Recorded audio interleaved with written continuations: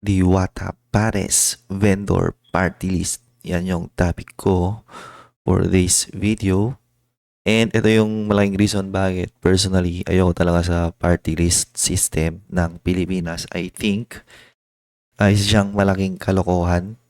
Siguro nung ginawa siya, maybe maganda yung hangarin. Pero I think na-exploit siya ng na-exploit to the point na basura talaga siya. I think kailangan na yung i-dismantle, tanggalin. I think mas magpa-function ng maganda ang Pilipinas moving forward without that party list system. So for this video, mag-start tayo sa isang interview na napanood ko. Dito nasa News 5 everywhere, yung interview ni Ted Filon sa number 1 nominee ng vendor party list. Ganun siyang panoorin. Actually, trending siya. And nakakatawa itong interview na to. Okay? Nakakatuwa na nakakabisit. Kasi ito yung simbolo or ito yung talagang pinadahilan bakit walang kakwenta-kwenta ang party list system. First nominee ng vendor party list, umaming may naging transaction sa gobyerno. So, yan, pwede nyong panoorin. And once na napanood nyo yan, I think mag-agree kayo rin kayo sa akin na talagang hindi maganda yung party list system ng Pilipinas. So, itong ini-interview dito, ito yung magiging first nominee. So, first nominee ng party list, ito yung vendor party list kung saan pinopromote siya ngayon ni isang sumikat, pinasikat ng mga vlogger, isang dating vendor, ito si Diwata Pares.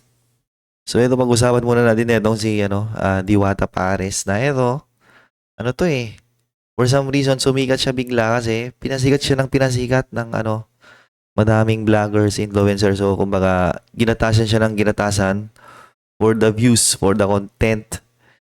Keso, di ba? Masarap daw yung pares, bla bla bla. Guys, kung gusto niyo ng masarap na pares, punta kayo sa probinsya, okay? Yung mga lasinggero doon, yung mga mangiinom, bigyan nyo ng pera at paglutuin nyo ng pares. Yun yung mga masasarap magluto ng pares. Kung di ba naman kayo bugok. Yung mga masasarap na pares, hindi nyo mahanap sa Manila, okay? Madaming vloggers dyan, mga food vloggers, influencer, mga siraulo mga yan eh. Di ba? Karamihan sa mga binabayaran lang para mang-hype eh. Example, yung isang experience dati nung nakatira pa ako sa Manila, okay? So, sa Manila dati, may dinadaan-daanan lang ako doon. Parang siya, nagbebenta ng mga, parang, ewan ko, ano yung binibenta nun? Parang mga pasalubong ata. Walang pumapansin sa tindahan na yon. Matagal na, siguro, ever since na dumadaan ako sa lugar na yon, wala talagang pumapansin doon. One time, hinype siya ng isang vlogger. Okay, visit na yon. Ang nangyari, after niya i-hype yun, di ba, pinipilahan na yung tindahan. So, pinipilahan siya for a few weeks, siguro less than 1 month. Nandun yung hype. After that, wala. Back to basics lang din.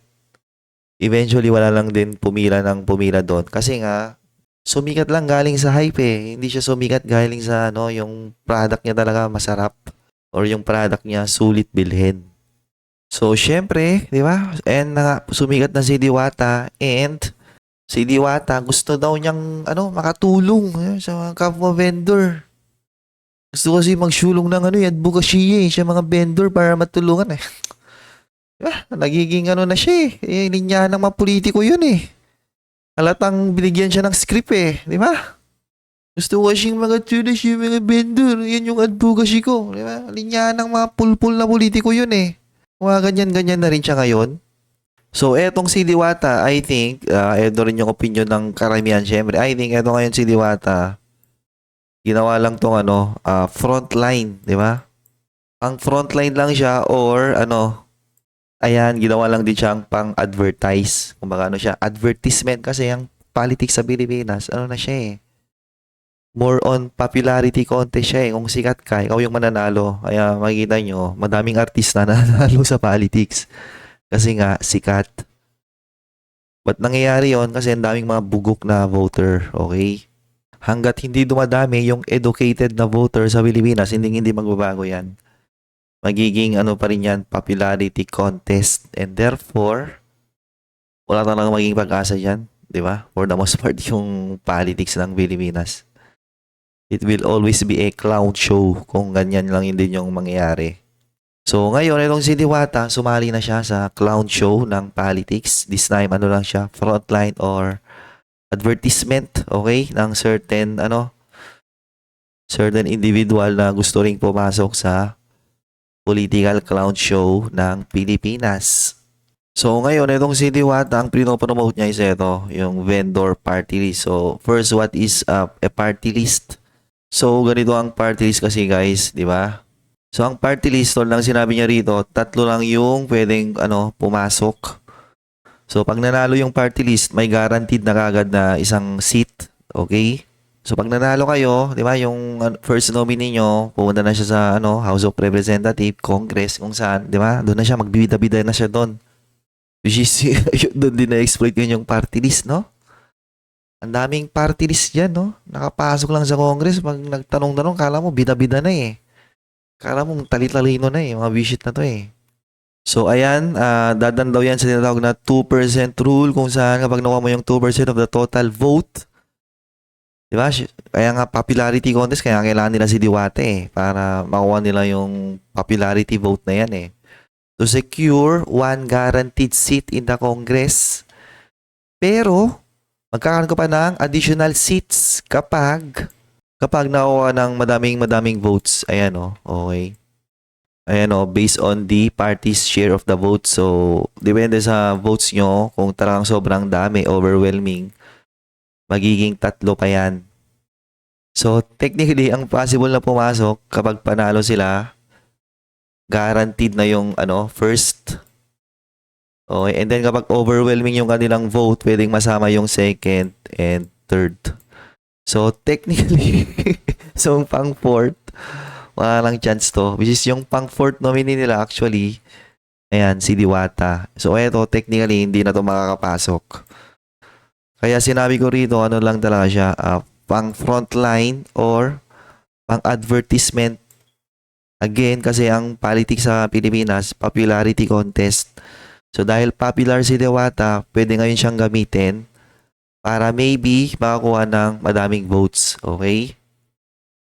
Which for sure, pag nag-for sure itong party list na to, malayong chance mananalo to eh. Kasi nga, pino-frontline siya ni Diwata. Unless, this time, mas madaming educated voter compared sa mga bugok na voter. So, itong party list system na to, siguro nung ginawa siya, maganda yung hangarin. Pero again, na-exploit na siya ng na-exploit to something bad for the Philippines. Kasi parang party list, ire-represent mo yung mga voices ng mga marginalized sector eh, yung mga unheard. Ang problema, karamihan sa mga party list ngayon, hindi ganun yung ginagawa nila eh, di ba?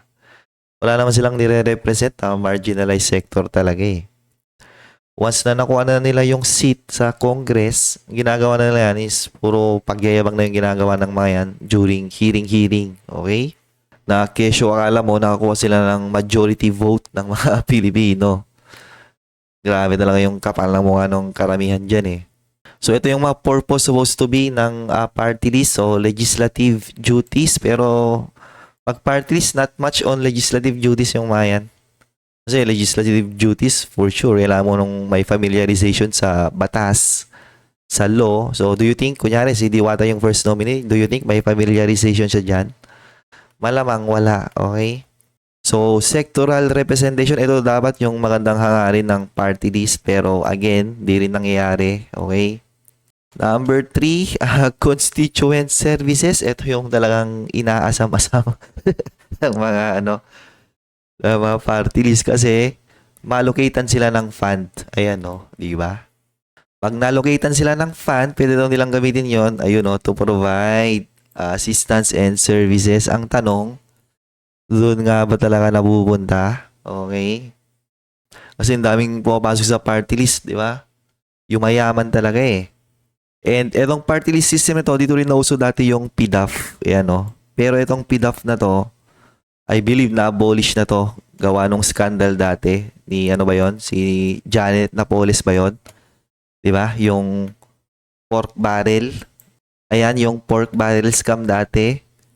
So, na-abolish siya, pero, ano lang siya eh, twinik lang siya eh. Visit na yan eh. So, ngayon, meron pa rin to. May pondo pa rin ang mga party list. Nakatanggap pa rin sila ng pondo. Only this time, yung funds na natatanggap nila is scrutinized na daw siya under what you call GAAP. Okay? Kasi yung GAAP daw na to, na-scrutinize na daw to ng Congress tsaka Senate. Pero, di ba, kung puro buhaya lahat ng nasa Congress, puro buhaya lahat ng nasa Senate, ganun din eh. May mga kalusot pa rin ng mga fans na pupunta sa mga party list na kung saan nila gagamitin yan. Okay? And then, dito pa na-exploit yung kagaguhan ngayon sa party list, no? Yung oversight function nila. Tsaka, ayan, participation on committee hearings. Kaya ang nangyayari ngayon, ang dami ngayon, mga nagmamagaling talaga eh. Di ba? Hindi naman nila saklaw actually yung yung kung anong klase ng hearing dyan, pero nagpa-participate sila kasi doon sila nakakuha ng tinatawag na political mileage, di ba? Doon sila nagpapabango ng pangalan. Doon nila tinatry na i-build up yung kanilang image. Kaya yung party list system na yan, parang na rin yan eh. Kumbaga stepping stone ng mga politiko para umangat ng umangat sa kanilang political career or ambition. So, all in all, ang party list system, talagang wala namang representation na nagaganap yan. Represent marginalized, kalokohan. Ngayon, balik tayo dito sa interview ni Ted Filon dito sa first nominee kung saan gumawa siya ng mga tanong-tanong dito sa first nominee na to. Nakakatawa kasi for some reason, makakalimutin eh. Di ba? Nung tinatanong-tanong siya, makakalimutin. Maski pangalan ng kanyang company. Hindi niya alam. Parang kalokohan na yun ah. So, sa interview na to, yung first nominee, actually, pala siya, no? May-ari pala siya ng isang mining and construction company. Na parang ganyan yung uso ngayon sa politics eh. Kailangan either affiliated ka sa isang construction company or may-ari ka mismo ng isang construction company. Okay? Yung company niya na yon actually is may current contract siya sa DPWH, which is conflict of interest yan eh. Based sa interview na to yan yung based sa research nila Ted Filon. May current contract daw to ngayon sa DPWH. Well, sinasabi niya na kapag nanalo naman daw siya sa sa eleksyon, yung kanilang party list, mag-step down daw siya. Pero kung mag-step down yan, sino papalit, di ba? Ganun din eh. And then, yung second nominee, based sa video na to, based sa kanilang research, is actually, isa daw siyang counselor na suspended. So, ibig sabihin, nagkaroon siya ng kaso-kaso. Kaya, na-suspend or na-suspend siya in the past. And then, yung third nominee, again, may-ari din siya ng isang construction company. Okay?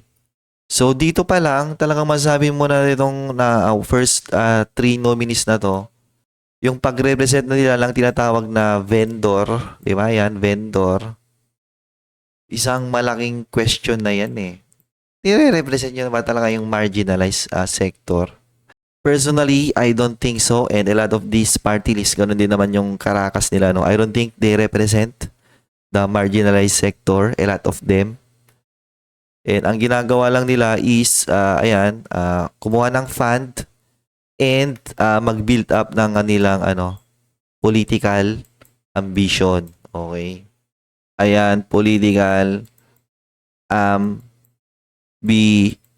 Ibig sabihin, mga ambisyoso lang yung mga pumapasok yan, Brad. So, I think as long as nag-exist itong party list na to, okay, as long as nag-exist yan, di ba? Without a doubt, I think Philippines is fuck. Ganun lang kasimple yun. Okay. That's it for this video. Thank you. Bye-bye. Like, subscribe.